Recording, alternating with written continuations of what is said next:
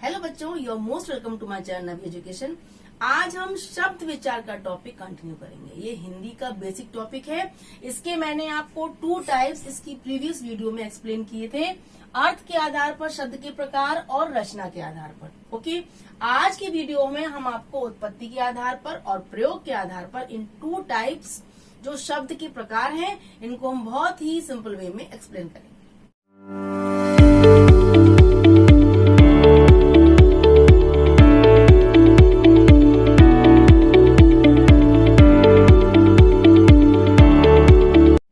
आपने अर्थ के आधार पर और रचना के आधार पर, इन दोनों के आधार पर शब्द के प्रकार समझ लिए होंगे कि अर्थ के आधार पर कौन से होते हैं, सार्थक और निरर्थक, और रचना के आधार पर कौन से होते हैं, रूढ़, यौगिक और वियोग रूढ़। ठीक है, आज हम समझते हैं उत्पत्ति के आधार पर। शब्द की जहाँ से उत्पत्ति हुई है, जहाँ से वो पैदा हुआ है, उस उत्पत्ति के आधार पर शब्द के रूप कौन से होते हैं, शब्द के प्रकार कितने होते हैं, तत्सम, तद्भव, देशज और विदेशी। ओके, ये आपके क्या है, उत्पत्ति के आधार पर, ओरिजिन के आधार पर शब्द के प्रकार हैं, तत्सम, तद्भव, देशज और विदेशी। अब तत्सम शब्द क्या होते हैं और तद्भव क्या होते हैं? तत्सम शब्द वे होते हैं जो संस्कृत के शब्दों का मूल रूप में प्रयोग किया जाए। हम अपनी हिंदी में, आम बोलचाल की भाषा में बहुत से ऐसे संस्कृत भाषा के शब्दों को उनके मूल रूप में ही यूज करते हैं। संस्कृत के शब्दों को उनके मूल रूप में ही हम हिंदी भाषा में यूज करते हैं, वो कहलाते हैं तत्सम शब्द। जैसे ग्राम, ग्रह, सूर्य, स्वर्ण, हृदय, सर्प, चंद्र, इस टाइप के अनेक शब्द हैं जो संस्कृत के शब्द हैं, संस्कृत भाषा के शब्द हैं, लेकिन हम हिंदी भाषा में इनको ऐसे ही यूज करते हैं, तो ये कहलाते हैं तत्सम शब्द। अब इसका जस्ट अपोजिट क्या है, तद्भव शब्द। तद्भव कौन से होते हैं? उन संस्कृत के शब्दों का परिवर्तित रूप, यानी कि जब हम संस्कृत के शब्दों को चेंज कर अपनी हिंदी भाषा में यूज करते हैं, उनको अपनी हम सुविधा के अनुसार उन शब्दों को हम सरल भाषा में चेंज कर लेते हैं और फिर उसको अपनी हम हिंदी लैंग्वेज में यूज करते हैं, वो कहलाते हैं तद्भव शब्द। जैसे आप ग्राम कहते हो, तत्सम है, तो ग्राम का तद्भव क्या हुआ, गांव, ग्रह का घर, सूर्य का सूरज, स्वर्ण का सोना, हृदय का दिल, सर्प का सांप, चंद्र का चांद। इस टाइप के अनेक शब्द हैं जो हम संस्कृत के शब्दों को सरल भाषा में चेंज करके हिंदी में बोलते हैं। गांव बोलते हैं, अक्सर हम ग्राम भी भूल जाते हैं, लेकिन मोस्टली हम तद्भव शब्दों का ही यूज करते हैं। गांव, घर, सूरज, सोना, चांद, तारे, इस टाइप के शब्दों को कहते हैं तद्भव। आपको क्लियर हो गया होगा। अब थर्ड देखिए, देशज शब्द। देशज शब्द कौन से होते हैं? जो हमारे देश के प्रांतों में, छोटे क्षेत्रों में, जातियों में और अलग अलग बोलियों से कुछ शब्द जो हमारी भाषा में आ गए हैं, उनको हम रोज आम बोलचाल की भाषा में उनको हम यूज करने लगे हैं। ओके, उन्हें कहते हैं देशज, यानी देश में पैदा हुए, देश के विभिन्न क्षेत्रों में, विभिन्न प्रांतों में, विभिन्न गांवों में, है ना, विभिन्न जातियों में कुछ शब्द हैं जो यूज होते थे, उनको हमने, वो शब्द हमारी हिंदी भाषा में आ गए हैं। जैसे गाड़ी, बाल्टी, लोटा, पगड़ी, ठोकर, खिचड़ी, ये सब क्या है? ये बिल्कुल सिंपल, जो सरल भाषा में, आम बोलचाल की भाषा में जो हम रोज बोलते हैं, ये वाले वो शब्द हैं जो हमारे देश में ही पैदा हुए, कहीं से आए नहीं है। ठीक है, अब ये 3 हो गए। अब हम देखते हैं फोर्थ है विदेशी शब्द, यानी विदेशी भाषाओं से आए हुए शब्द, दूसरे देश की भाषाओं से आए हुए कुछ शब्द जो हम अपनी हिंदी बोलचाल की भाषा में यूज करने लगे हैं, वो कहलाते हैं विदेशी शब्द। जैसे अंग्रेजी के, अरबी के, फारसी के, तुर्की के, ऐसे अन्य अनेक भाषाओं के शब्द भी हैं जो हम अपनी भाषा में यूज करते हैं। फर्स्ट हम देखते हैं अंग्रेजी। हम कहते हैं डायरी। डायरी तो इंग्लिश का वर्ड है, लेकिन हम हिंदी में भी डायरी बोलते हैं। Station, college, telephone, headmaster, mobile, बहुत सारे हम शब्दों को, इंग्लिश के शब्दों को, इंग्लिश भाषा के शब्दों को हिंदी में यूज करने लगे हैं। ऐसे अरबी देखिए, अरबी भाषा में कानून, इज्जत, फकीर, ये शब्द अरबी भाषा के हैं, लेकिन हम हिंदी में भी इनको मिक्स करके यूज करते हैं। ऐसे फारसी के देखिए, चश्मा, बाजार, कागज, ये तो हम डेली बोलते हैं, लेकिन हमें ये नहीं पता ये कौन सी भाषा के शब्द हैं। ये आपके फारसी भाषा के शब्द हैं। ओके, नेक्स्ट देखिए तुर्की। तुर्की भाषा में तौलिया, अचार, तंबाकू, तोप, ये सारे तुर्की शब्द हैं। इस टाइप से हम दूसरे देश की भाषाओं के शब्दों को अपनी भाषा में जब यूज करते हैं तो यही कहलाते हैं विदेशी शब्द। आपके क्लियर हो गए? तत्सम, तद्भव, देशज एंड विदेशी। तत्सम संस्कृत के मूल रूप में को ही हम हिंदी में यूज करते हैं। तद्भव हम संस्कृत के शब्दों को सिंपल रूप में चेंज करके अपनी हिंदी भाषा में यूज करते हैं।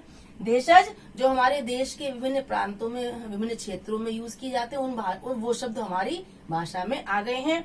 और विदेशी यानी दूसरे देश की भाषाओं के शब्दों को हम हिंदी में यूज करते हैं। ये आपका था उत्पत्ति के आधार पर।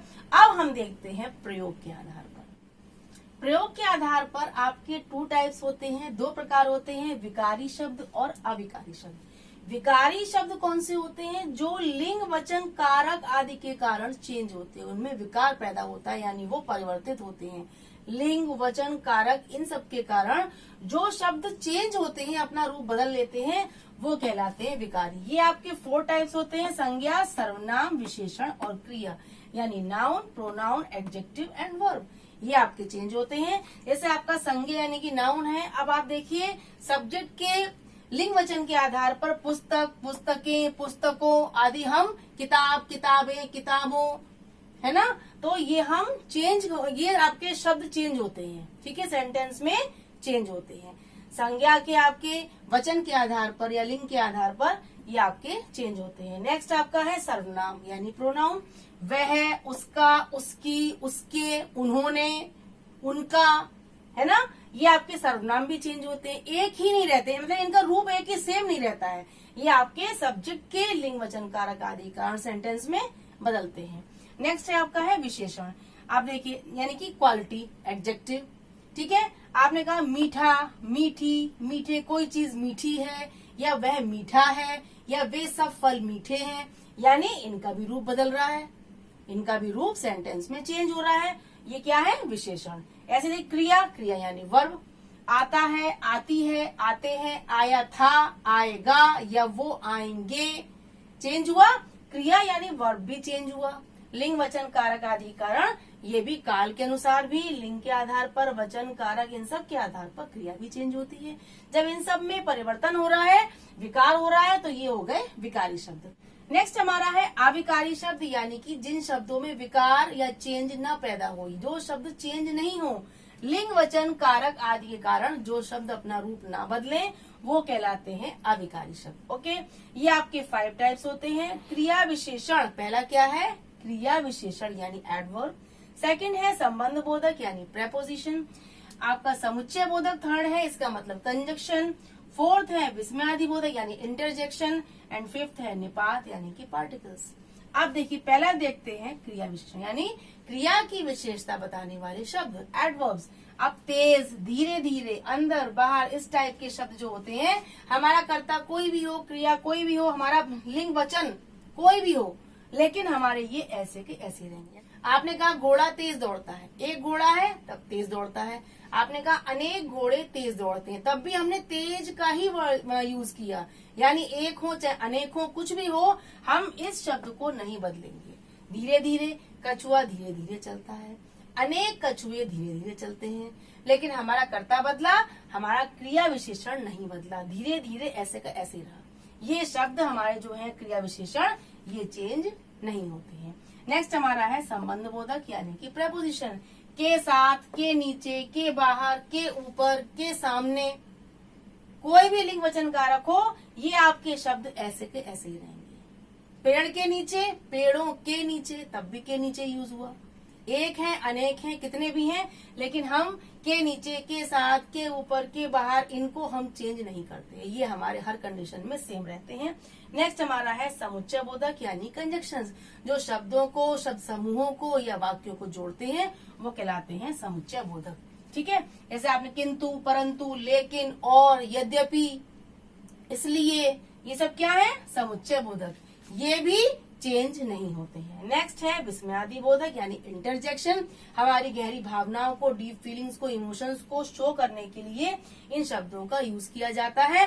ये एकदम अचानक हमारे अंदर की खुशी को, दुख को, गुस्सा को, आश्चर्य को शो करते हैं। जैसे आप कहते हैं ओह ये क्या हो गया, वाह ये तुमने बहुत अच्छा किया, अरे यहाँ तो सांप है, या अच्छा तुम पास हो गए।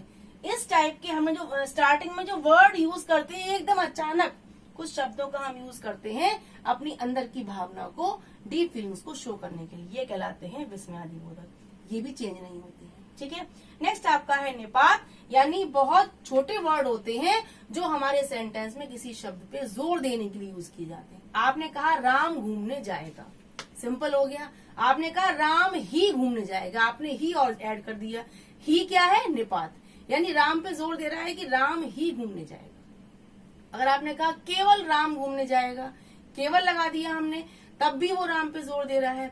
इस टाइप्स के जो वर्ड्स होते हैं जो सेंटेंस में किसी शब्द पर जोर देने के लिए, बहुत शॉर्ट वर्ड्स होते हैं लेकिन हम सेंटेंस में अक्सर यूज करते हैं किसी शब्द पर जोर देने के लिए, ये कहलाते हैं निपात। ये आपके क्या थे, 5 टाइप्स थे अविकारी शब्द के, और विकारी शब्द के आपके 3 टाइप्स थे। अब आपको प्रयोग के आधार पर भी शब्दों का वर्गीकरण, उनका क्लासिफिकेशन समझ में आ गया होगा, और आई होप आपको शब्द विचार का ये टॉपिक अब एकदम क्लियर हो गया होगा कि अर्थ, रचना, उत्पत्ति और प्रयोग के आधार पर शब्द हैं तो बहुत सारे, लेकिन हैं बहुत सिंपल, बहुत इजी है, क्योंकि मैंने आपको बहुत ही सिंपल एग्जाम्पल से इसको एक्सप्लेन किया है।